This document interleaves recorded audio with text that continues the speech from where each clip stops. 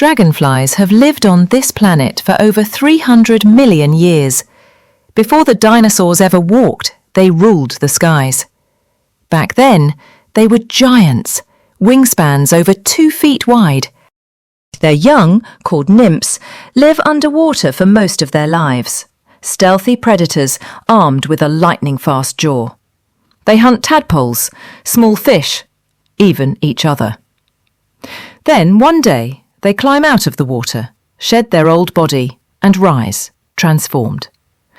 As adults, they live for only a few weeks. Every flight, every hunt, every moment matters.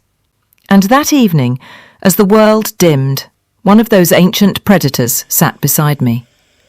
Not as a threat, but as a guest. In her stillness, I saw something humbling. Even the fiercest creatures need warmth. Even a master of the sky sometimes seeks a little light. As the night deepened, she lifted her wings, tested the air, and flew. Swift, silent, free again. For a brief moment, our worlds touched. One grounded, one made for the sky. And in that quiet evening glow, I wasn't just watching nature.